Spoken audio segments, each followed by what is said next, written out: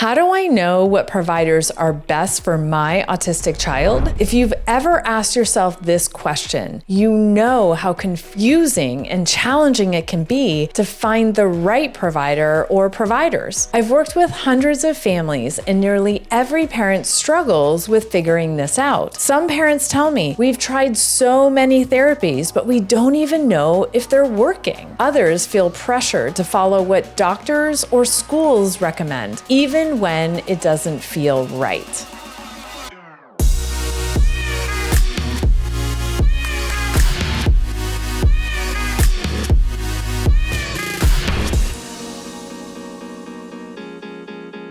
In this video, I'm going to break these things down. Which providers you want to consider for your child, whether these choices change depending on your child's age. I'm going to talk about what you should look for when picking a provider, and then what are some alternative options that you might not even know exist, but could make a big difference. And then hang with me until the very end, because I'm going to give you the most effective roadmap to find the right provider and what I recommend to my families to support their child's long-term health and independence, no matter how old they are. Hi, I'm Dr. Dana Johnson, an occupational therapist with a PhD in child mental health and development. I specialized in the autism space for almost 20 years, supporting my clients who are non-speaking and have complex motor disabilities, as well as their families. I've seen firsthand what works and what doesn't when it comes to providers. Now, here are some things that may sound familiar to you. ABA is the gold standard, and all kids with autism need ABA. Or maybe occupational therapy, no matter who you go to, it's all the same. Same with speech therapy. It doesn't matter. All speech therapy is the same. But let's break these things down into more detail. Applied behavioral analysis, or better known as ABA, is often the first therapy recommended after a diagnosis. Psychologists, pediatricians, neurologists, and others who diagnose autism frequently point families in this direction. ABA focuses on teaching skills and reducing challenging behaviors, usually through a reward system. If a child shows the right behavior, they earn something like a toy or a treat or praise, with the goal of increasing that behavior again. Many children start very young, and often upwards of 40 hours per week of therapy is recommended. But here's the problem. ABA often does not presume competence, nor do they understand whole body apraxia. Many therapists assume the child can't understand or learn based on the observations that they get and their data. But because whole body apraxia makes skills inconsistent, one day a child can do it and the next day they can't, therapists sometimes interpret this as refusal or task avoidance, rather than understanding it's a neuromotor issue, which has the potential to cause significant emotional stress and dysregulation. In reality, the child may want to do what they're asked to do, but literally their body cannot initiate. Prompts and motor coaching to build the motor planning skills can help bridge this gap, but in ABA, prompting is often seen as a negative because therapists believe that children can become prompt dependent. But the real question is it prompt dependency, or is it that the child hasn't fully learned the motor skill yet because of their whole body apraxia? This misunderstanding can cause frustration and even trauma for families and kids. Now, I do want to say something important. There are ABA therapists out there who do presume competence and understand whole body apraxia. I've worked with them and they are amazing. But unfortunately, that's not the norm. Now, as an OT myself, I can tell you, not all OT is the same. Most OTs you'll find focus on fine motor skills, handwriting, sensory activities, or school readiness for young children, all of which are needed. However, OT should focus on regulation, intentional movement, initiation and inhibition, and building stronger brain-body connections through neuroplasticity and practice. These are the primary challenges for an individual with whole body apraxia. I work with individuals of all ages, and my goals go far beyond fine motor skills and sensory bends. For example, I might support an older client to build motor planning and regulation skills so they can finally feel more in control of their body through functional movement patterns while lifting weights. For my younger clients with very impulsive bodies, we work on inhibition or being able to stop their bodies, ultimately giving them more control and confidence. Speech therapy is often the same story. Not all speech therapy is created equal. Many speech therapists also don't presume competence in older non-speaking individuals. They're familiar with childhood apraxia of speech, but aren't familiar with whole body apraxia, nor do they always consider that non-speakers or others with complex motor disabilities do understand and can learn, but they just can't demonstrate it. The right speech therapist will presume competence and focus on helping your child find reliable communication in a way that works best for them. So here's the reality and the bottom line. Not every therapy or provider is equal, and not every therapy is right for every child. My best advice is this: take the time to learn all about the options for your child. We're going to talk about more of them in this video. Do your research and make an educated decision for what's best for your family. And most importantly, trust your gut. If something doesn't feel right for your child, you are the expert. It's okay. Move on and find something that fits better. I just met with a family last week, and the mother told me that when her child was younger, she felt torn because her pediatrician insisted that ABA would be the only thing that would work for her son Matthew's behavioral problems. But she just didn't feel right about it and that it was a good fit for her son. She decided against it after 1 week of therapy and said it was the best choice for them. I'm going to tell you what she ended up doing a bit later in this video.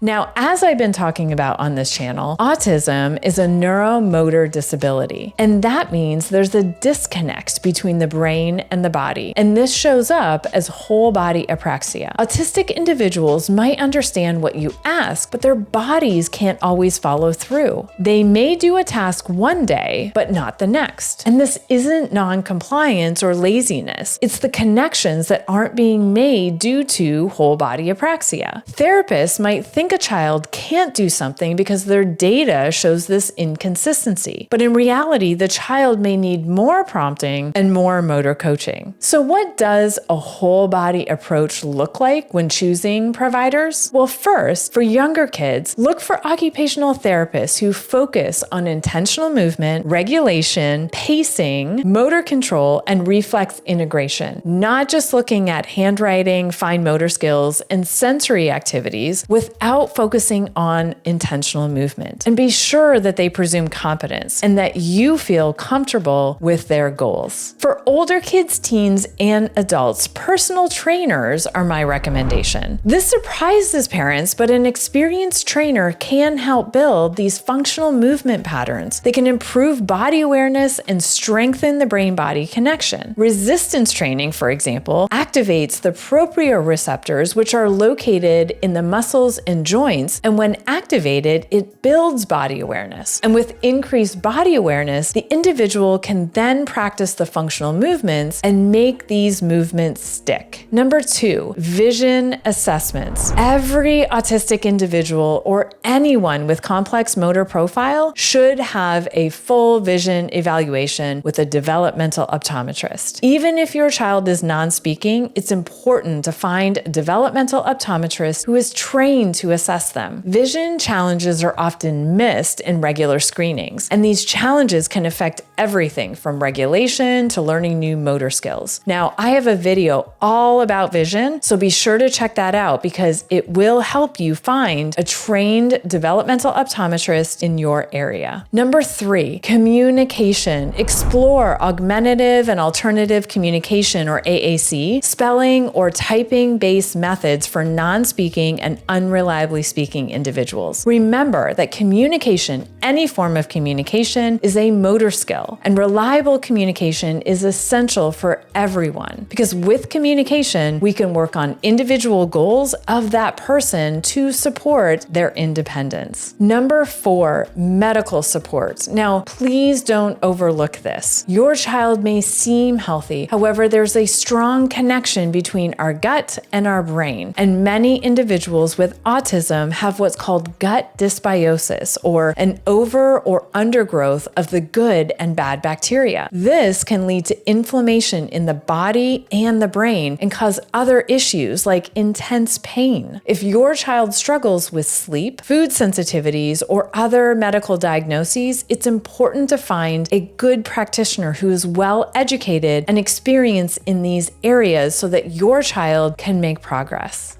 Number 5, alternative therapies. There are a number of other therapies that some families do engage in with success. These could include neuromusic therapy, reflex integration therapy, and chiropractic, because these can also support regulation and intentional movement. These may be therapies that are appropriate for your child and are worth looking into.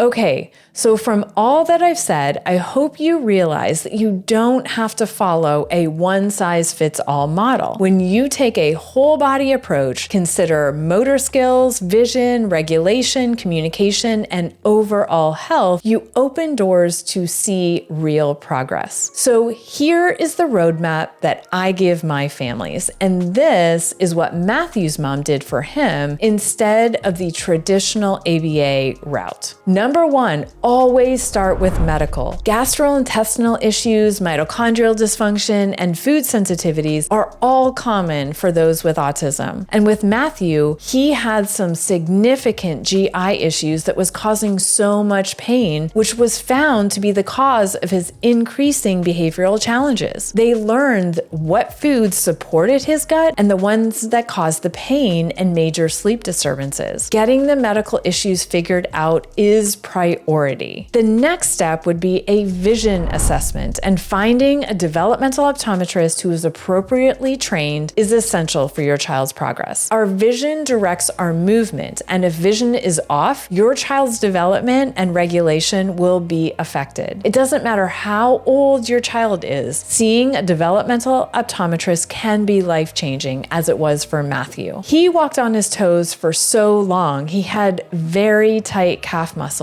and at that time, surgery was being discussed. However, with appropriate therapeutic lenses, he was able to get a better sense of his body in space and reduce his toe walking and gain so much more control, and he never had to have surgery. Add occupational therapy focused whole body movement to build intention. For younger kids, an OT who is educated on whole body apraxia is essential. And for older kids, teens, adults, a personal trainer is my recommendation by far because they know the functional movements and can break them down and coach the individual through these movements. Exercise is also a bonus because it's important for our overall health and wellness, and it gives such strong sensory feedback to help them have more control and independence. Finally, support reliable communication with AAC, spelling, or typing. Find a therapist or provider who understands whole body apraxia, and that the lack of speech does not mean a lack of understanding or ability to learn. No matter your child's age, it's never too late to start.